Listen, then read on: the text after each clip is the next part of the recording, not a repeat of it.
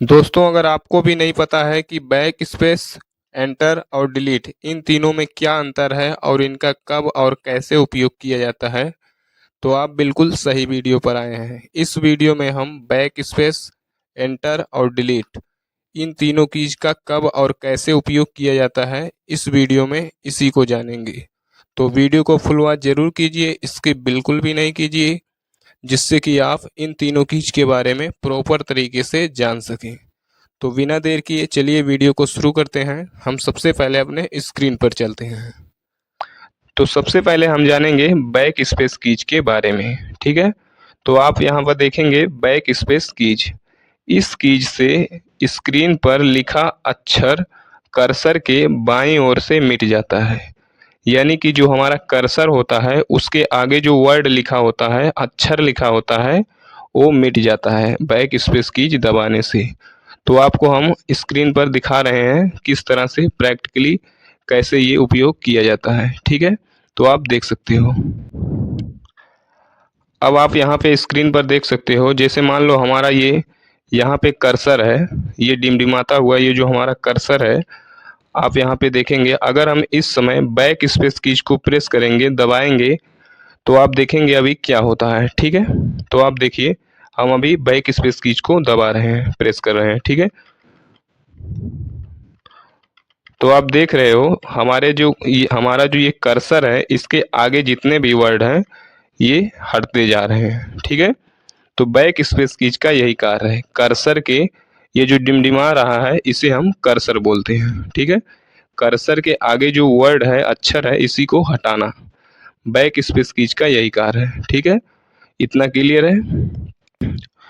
तो अब बात करें एंटर कीज की, तो इस कीज का उपयोग दो कार्यों के लिए किया जाता है। ठीक है, नंबर एक, स्क्रीन पर लिखा निर्देशों को एंटर कीज दबाकर प्रोसेसर सीपीयू तक भेजा जाता है।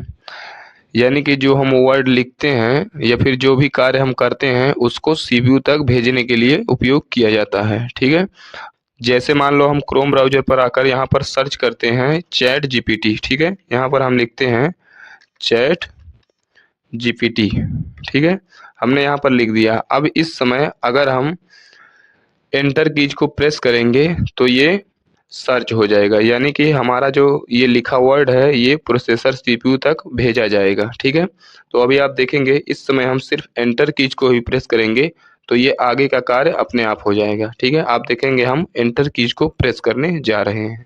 ठीक है, तो अब आप देखेंगे हम इस समय एंटर कीज को प्रेस किए और ये आगे का कार्य अपने आप कर दिया एंटर कीज। ठीक है, तो नंबर एक जो पहला कार्य है एंटर कीज का, यही कार्य है, प्रोसेसर सीपीयू तक भेजा जाता है किसी भी वर्ड को या फिर किसी भी कार्य को, उसको आगे बढ़ाने के लिए। ठीक है, तो अब एंटर कीज का जो दूसरा कार्य है उसको जानते हैं।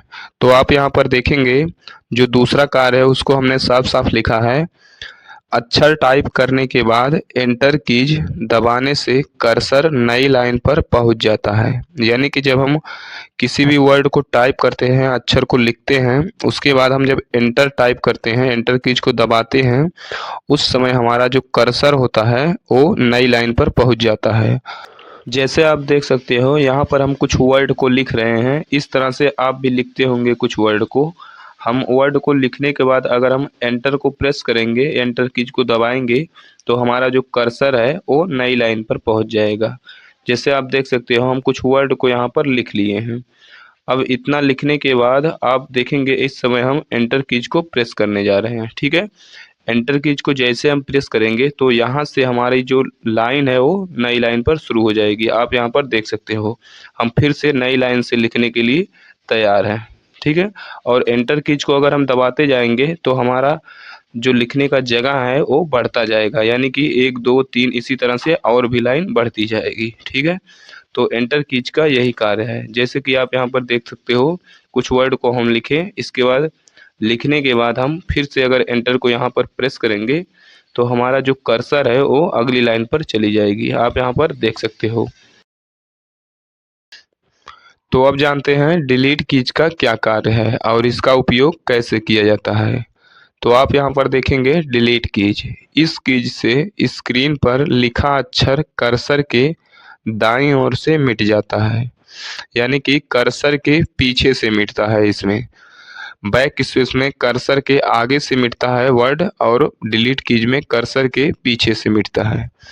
तो अभी आपको हम प्रैक्टिकली करके दिखा रहे हैं डिलीट कीज का क्या कार्य है, ठीक है। तो आप यहाँ पर देखेंगे ये हमारा कर्सर है, इस समय हम यहाँ पर हैं। अगर हम ये इस समय डिलीट कीज को प्रेस करेंगे तो हमारा ये जो दाएं साइड का अक्षर लिखा हुआ है, वर्ड लिखा हुआ है, ये सब डिलीट होते जाएंगे, ठीक है। इस समय कर्सर के पीछे का वर्ड डिलीट होगा। तो आप देखेंगे हम इस समय अभी डिलीट कीज को प्रेस कर रहे हैं, तो आप देख सकते हो कर्सर के पीछे जो भी वर्ड है वो डिलीट होता जा रहा है, ठीक है।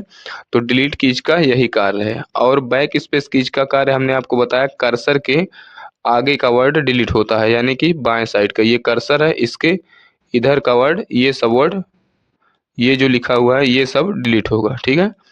कर्सर के आगे का वर्ड डिलीट होगा, ठीक है। तो अभी आप देख सकते हो हम इस समय बैक स्पेस कीज को दबाने जा रहे हैं। ये बैक स्पेस कीज है। बैक स्पेस कीज से कर्सर के आगे का वर्ड डिलीट होता है और डिलीट कीज से कर्सर के पीछे का वर्ड डिलीट होता है, यानी कि दाएं साइड से। अब आप देखेंगे हम डिलीट कीज को प्रेस कर रहे हैं, ठीक है। इस समय हम डिलीट कीज को प्रेस कर रहे हैं तो आप देखेंगे पीछे से ये डिलीट होता जा रहा है, ठीक है। डिलीट कीज का एक और कार्य है, अगर आप इन सभी को सिलेक्ट करेंगे, सिलेक्ट करने के बाद इस समय अगर आप डिलीट कीज को प्रेस कर देंगे तो ये सभी डिलीट हो जाएगा, ठीक है। डिलीट कीज का कार्य है कर्सर के पीछे जो वर्ड होता है उसको डिलीट करना और सेलेक्ट करके सभी को डिलीट करना, ठीक है। इतना जरूर आपको क्लियर हो गया होगा, उम्मीद है। तो वीडियो पसंद आया हो तो प्लीज़ चैनल को सब्सक्राइब एंड वीडियो को लाइक ज़रूर करें। तो मिलते हैं नेक्स्ट वीडियो में, तब तक के लिए जय हिंद।